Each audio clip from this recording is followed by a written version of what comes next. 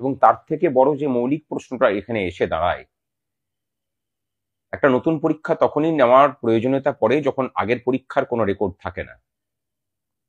এখানে আগের পরীক্ষার সমস্ত রেকর্ড কিন্তু মজুদ, সেগুলোকে উদ্দেশ্য প্রণোদিতভাবে চেপে রেখে এই সংকটের সৃষ্টি করা হয়েছে। এই যে সংকট, সে তার জন্য এক এবং একমাত্র রাজ্য সরকার এবং তার বিভিন্ন সংস্থা, শিক্ষা দপ্তর, পর্ষদ এবং এসএসসি দায়ী। এখনো সময় আছে, যারা টেন্টেড লিস্টে আছেন তাদেরকে টার্মিনেশন করে সমস্ত 2016 এসএসসিতে যারা পরীক্ষা দিয়েছিলেন আরএলএসটি এবং এসএলএসটিতে, তাদের সকলের ওএমআর এর মিরর ইমেজ সেগুলোকে পাবলিকেশন করা, এবং ওই টেন্টেড লিস্টের বাইরে যারা আছেন শিক্ষক এবং শিক্ষাকর্মী, তাদের মধ্যে থেকে যোগ্যদের তালিকা তৈরি করে সেটাকে সার্টিফাই করা যে এর মধ্যে একজনও অযোগ্য নেই। যে কথাগুলো বলছি সেই কথাগুলো কিন্তু মানে অবাস্তব কিছু নয়, এবং এগুলো করা যে খুব কঠিন বিষয়টা সেটাও নয়। সেটা করে রিভিউয়ে গেলে আমার মনে হয় যে এই প্যানেল বাঁচবে, নতুন করে পরীক্ষা নেওয়ারও প্রয়োজন হবে না। যারা পরীক্ষা দিয়েছিলেন তাদের মধ্যে থেকেই এই কাজটা করা সম্ভব, এবং এই যে নতুন ভ্যাকেন্সি তৈরি হবে টেন্টেডদের বাদ দিলে পরে, সেখানে যোগ্য ওয়েটিং এবং নট কল্ড ফরদের মধ্যে থেকে নিয়ে এই শূন্যস্থান পূরণ করা হোক। তাহলে এর যে আশু সংকট আসতে চলেছে সেটার অন্তত সমাধান হবে। কারণ আমরা কেউ জানি না যে যারা যোগ্য, যারা প্রকৃত যারা যোগ্য, অনেকে হয়তো এটাকে নিয়ে বিতর্ক করতে পারেন যে আগামী যে পরীক্ষা হবে সেই পরীক্ষা দিলে পরেও তারা পাবেন কিনা। এবং তার থেকে বড় প্রশ্ন, যে মানুষটা নিজের যোগ্যতার প্রমাণ দিয়ে একবার চাকরি পেয়েছেন, তাকে বারবার কেন পরীক্ষা দিতে হবে সরকারের দুর্নীতির কারণে? এই দায়টা তো সরকারের নিজের নেওয়া উচিত ছিল।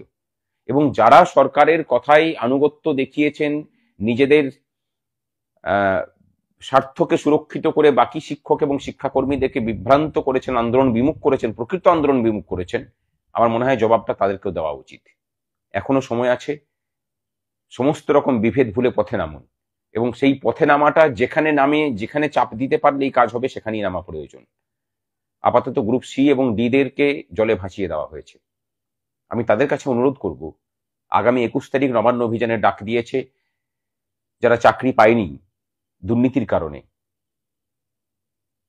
চাকরিজীবী যারা বিভিন্ন দাবিতে আন্দোলন করছেন, অর্থাৎ আমরা, সেখানে যোগ দিন। আন্দোলন এখান থেকেই শুরু হোক, আর ঘরে বসে থাকা নয়। এখনো যদি বাঁচতে চান, সময় কিন্তু সমাসন্ন। আগামী 21 তারিখ দেখা হোক নবান্ন অভিযানে, কারণ ওখান থেকেই সমস্ত কিছু দুর্নীতি সংগঠিত হয়।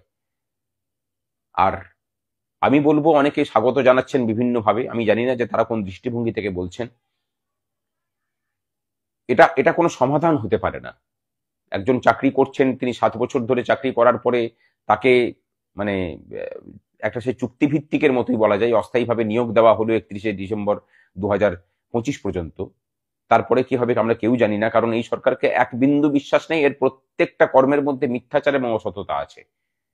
এরা যে নতুন করে কোনো দুর্নীতি করবে না তার গ্যারেন্টি কি আছে? আমি বলবো যে 26 সালের ভোটের আগে ভোট খরচ তোলার আর একটা নতুন রাস্তা সরকারকে করে দেওয়া হলো।